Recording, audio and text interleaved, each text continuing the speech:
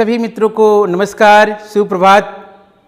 और उम्मीद करते हैं कि हमारे सभी साथी, दोस्त, मित्र, विद्यार्थी सब सकुशल होंगे।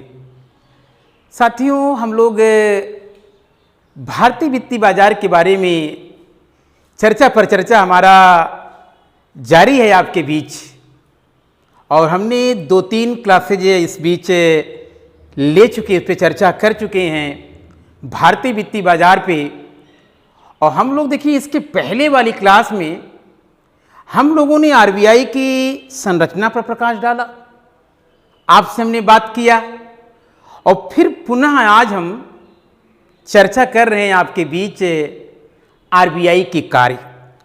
आरबीआई का जो पहला कार्य था कि आरबीआई नोटों की छपाई करती है, पत्र मुद्रा का निर्गमन करती है, और इन पर बात हम लोग कर चुके थे। अब हम लोग दूसरे महत्वपूर्ण कार्य पे आ रहे हैं। दूसरा महत्वपूर्ण कार्य जो है आरबीआई का, वो कार्य क्या है कि बैंकों का बैंक है। क्या है? बैंकों का बैंक है। प्रश्न कभी कभी सिंपल ही आ जाता है कि भारत में बैंकों का बैंक कौन कहलाता है? तो उत्तर साथी लोग क्या होता है? रिजर्व बैंक ऑफ इंडिया, अथवा देश का केंद्रीय bank reserve bank of India. अब देखिए, इसी को दूसरे रूप में भी हम लोग नाम देते हैं। क्या नाम देते हैं? अंतिम ऋणदाता का काम, अंतिम ऋण दाता का कार्य। चाहे बैंकों को बैंक के रूप में कार्य किया जाए, के रूप में लिया जाए, और इसी को हम लोग कहते हैं आरबीआई अंतिम ऋणदाता का कार्य करती है। अर्थात आप कह सकते हैं कि जितने भी भारत में सारे बैंक हैं, उन बैंकों को जो रेगुलेट करता है वो कौन करता है? देश का केंद्रीय bank reserve bank of India. सारे बैंकों का कह लीजिए कि मालिक कौन है? Reserve bank of India. अब समझिए कि आगे हमने लिखा है कि अंतिम ऋणदाता का कार्य कौन कर रहा है? आरबीआई कर रहा है। कि तमाम कमर्शियल बैंकों को बच्चों कि जब कहीं से भी ऋण की सुविधा नहीं मिलती है, जब उनको तत्काल पैसे की आवश्यकता पड़ती है, जरूरत पड़ती है, तो उस आवश्यकता को पूरा करने का काम कौन करता है? आरबीआई करता है। इसी नाते हम लोग इसे नाम क्या देते हैं? अंतिम ऋणदाता का कार्य। इससे भी मजेदार प्रश्न है, इससे भी बेहतर प्रश्न कभी कभी बहुत अंदर से प्रश्न पूछ देता है तमाम एग्जाम में, छोटे छोटे एग्जाम में, बड़े बड़े एग्जाम में। तो क्या होता है कि अंतिम ऋणदाता के कार्य का प्रतिपादन किसने किया है? तो एक नाम आप याद रखिएगा, वो नाम आपका क्या है कि थॉर्नटन। क्या नाम है? थॉर्नटन। क्या नाम है? थॉर्नटन। क्या नाम बच्चों? थॉर्नटन। ये जो अंतिम ऋणदाता का कार्य आरबीआई के द्वारा होता है, इस कार्य के प्रतिपादन का जो श्रेय है वो किसको जा रहा है? थॉर्नटन को जा रहा है। भूलिएगा नहीं, मिस मत करिएगा, इसकी मत करिएगा।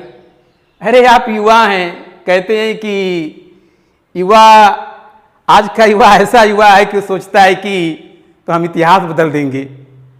तो पढ़िए मन से, एंजॉय पूर्वक, टेंशन लेके मत पढ़िए। एकदम आप पढ़ रहे हैं, विजिट कर रहे हैं smart study with LV sir के साथ, तो किस बात की टेंशन? तो चलिए, तो देखिए, तो आरबीआई क्या है? बैंकों की बैंक के रूप में करती है कि पूरी तरीके की बैंकों की जो भी समस्याएं होती हैं, या उन्हें पैसे की समस्या होती है, मतलब लिक्विडिटी की समस्या होती है, वो चाहे अल्पकालिक हो चाहे दीर्घकालिक हो, वो सारी समस्या का समाधान कौन करता है? आरबीआई।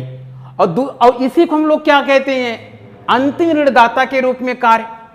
तो जब कभी कभी होता क्या है, तमाम कमर्शियल बैंकों को बहुत सारी मात्रा में, बहुत ज़्यादा मतलब नकदी की, या कह लीजिए कि लिक्विडिटी की आवश्यकता पड़ जाती है। तो जब आवश्यकता पड़ जाती है तो उसकी पूर्ति जब कहीं से होने की संभावना नहीं होती है तो वो कौन करता है? आरबीआई करता है। कौन करता है? आरबीआई करता है। तो इसी नाते इसे नाम क्या देते हैं? अंतिम ऋणदाता का कार्य। मगर जो प्रश्न और एक निकल के आता है कि अंतिम ऋणदाता के कार्य का प्रतिपादन का श्रेय किसे जाता है, तो आप लोग नाम क्या देंगे? थॉर्नटन। क्या नाम देंगे? थॉर्नटन। बहुत इंपॉर्टेंट प्रश्न आपको निकाल के दे रहे हैं, इसलिए दे रहे हैं कि आज जब आप एग्जाम देते हैं तो पॉइंट का डिफरेंट होता है आपके सिलेक्शन में। तब वहाँ कष्ट होता है कि काश एक क्वेश्चन हमारा सही हो गया होता तो आज जो मेरी लिस्ट है उसमें हमारा नाम और रोल नंबर होता और एक सक्सेस पर्सन के रूप में हम याद किए जाते। तो कहीं ना कहीं हमारा यही सिद्धांत है कि हम धीरे ही चले मगर सही ट्रैक पे चले। तो याद करिएगा कि आरबीआई का जो दूसरा महत्व, पहला हमने कार्य को समझाया कि आरबीआई नोट का छपाई करती है, करेंसी की छपाई करती है। दूसरा कार्य क्या है? बैंकों के बैंक के रूप में कार्य करती है। तो या इसे अंतिम ऋणदाता का कार्य कहा जाता है और जिसके प्रतिपादन का श्रेय किसे है? थॉर्नटन को है। किसको है? थॉर्नटन को है। अब समझिए, दो कार्य देख लेने के बाद तीसरा महत्वपूर्ण हम लोग कार्य को देखने चल रहे हैं कि आरबीआई सरकार के बैंक के रूप में कार्य करती है। किसके रूप में करती है? सरकार के बैंक के रूप में कार्य करती है। कहोगे सर सरकार तो आरबीआई के द्वारा ही निर्देशित होती है, तो फिर कैसे? नहीं, ऐसा नहीं है। इसीलिए आरबीआई को स्वायत्त बनाया गया ताकि मतलब आरबीआई खुलकर का, बहुत सारी बात इस पर विवाद हैं, आगे जो चर्चा करेंगे हम आपसे, मगर पहले हम लोग कार्य को देख लेते हैं जिसके लिए आज हम लोग इस इकट्ठा हुए हैं कि सरकार के बैंक के रूप में काम। अब समझिए, इसको हम आगे रफ कर देते हैं कि साख नियंत्रण, विदेशी विनिमय पर नियंत्रण और आईएमएफ नेतृत्व, इसको बाद में लेते हैं, पहले यहां तक ले लेते हैं।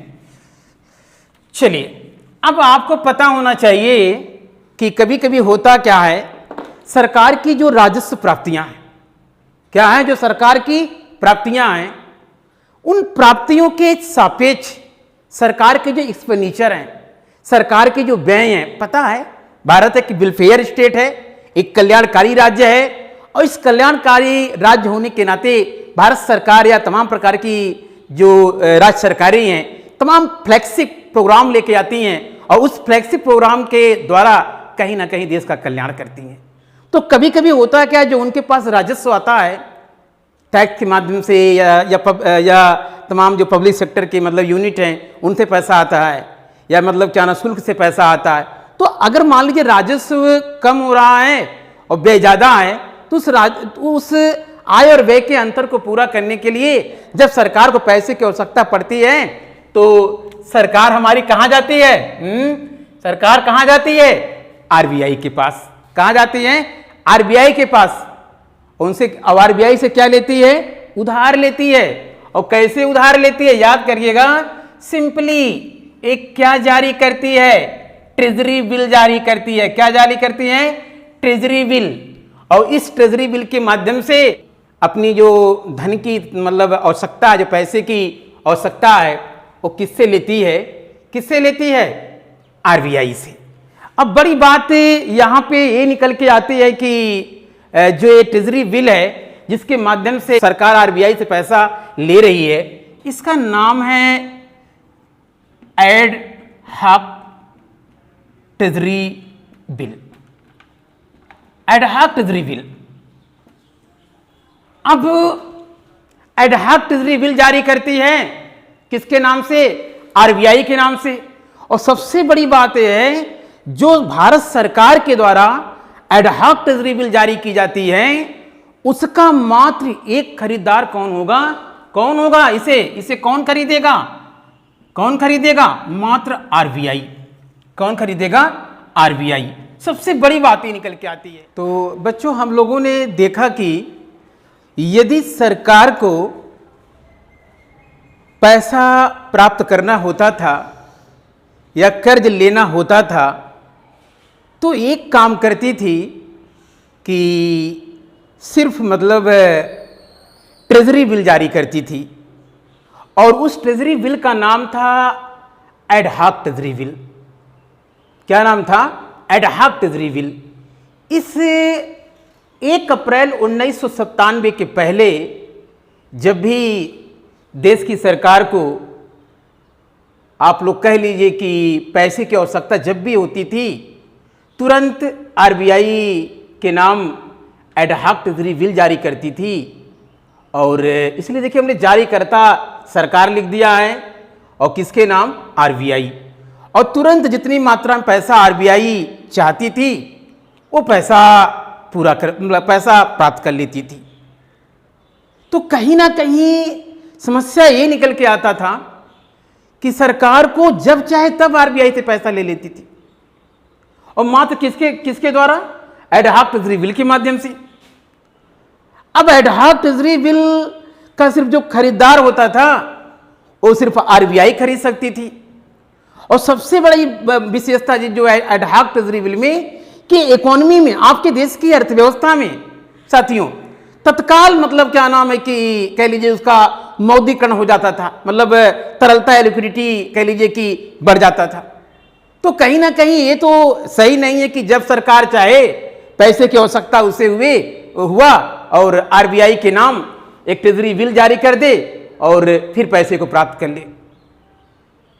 तो कहीं ना कहीं प्रॉब्लम क्रिएट हुआ मतलब कि ये सही तरीका नहीं है। इसलिए 1 अप्रैल 1997 के बाद या 1 अप्रैल 1997 को एडहॉक ट्रेजरी बिल समाप्त करके एक नया मतलब क्या तरीका लाया गया। उस तरीके का नाम है अर्थोपाय अग्रिम। क्या है? अर्थोपाय अग्रिम। तो अगर मान लीजिए प्रश्न आता है कि एडहॉक ट्रेजरी बिल के स्थान पर क्या नई व्यवस्था लॉन्च हुई 1 अप्रैल 1997 को, जिसके द्वारा देश की सरकार या केंद्रीय सरकार पैसा आरबीआई से प्राप्त करती है, तो तरीका क्या है? अर्थोपाय अग्रिम। अब इसकी सबसे जो अर्थोपाय अग्रिम है, इसकी सबसे बड़ी विशेषता ये है कि इसके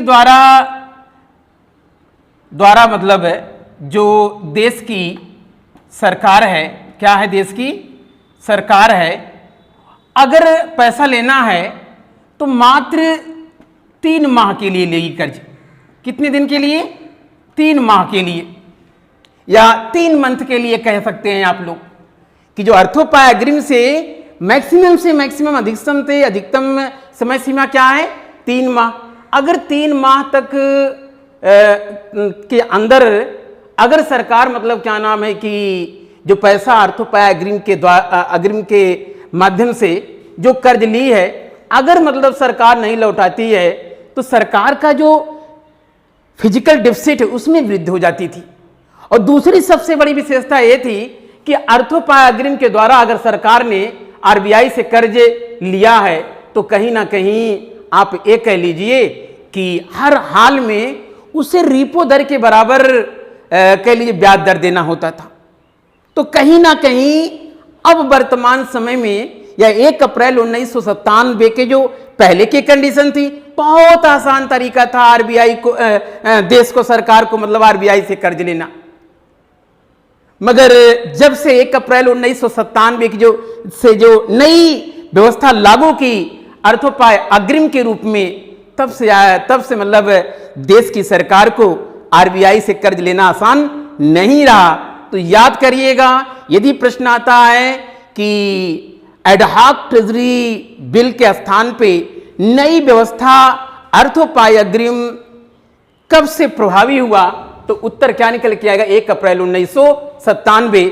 या ऐसे प्रश्न अगर मान लीजिए आता है कि अब देश की सरकार किस व्यवस्था के तहत देश के केंद्रीय bank reserve bank of India से कर्ज लेती है, तो भूलिएगा नहीं अंतिम पलों का ये मतलब क्या नाम है कि प्रश्न आपके सामने आ रहा है कि अर्थोपाय अग्रिम। तो याद रखिएगा प्यारे बच्चों, प्रिय साथियों, कि अब जो मतलब देश की सरकार है, यदि उसे कर्ज चाहिए, यदि उसे पैसा चाहिए, तो अब पैसा लेना आरबीआई से इतना सिंपल नहीं रहा जितना सिंपल कह लीजिए कि 1 अप्रैल 1997 के पहले क्या था, तो कहीं ना कहीं याद करिएगा, वर्तमान समय में देश की जो केंद्रीय सरकार है वो जो आरबीआई से पैसा लेती है या कर्ज लेती है, उस तरीके का नाम क्या है, अर्थोपाय अग्रिम, जिसकी शुरुआत कब हुई है, 1 अप्रैल 1997 से। कितने से?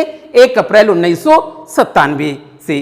तो आज साथियों मित्रों यहीं तक, कल फिर पुनः इसी डिजिटल प्लेटफॉर्म पे उपस्थित होंगे, और तब तक तो अलविदा आपसे लेना पड़ेगा, मगर अंत में यही कहना आपसे है कि आप हमेशा अपने इस समय और एनर्जी का सही समय पे सही जगह इस्तेमाल करें, ताकि जो आपका उद्देश्य है, जो आपका एम है, जो आपका लक्ष्य है, वो आपका ससमय पूरा हो। और इसी तमाम बातों के साथ आज की क्लास यहीं तक। थैंक यू, धन्यवाद।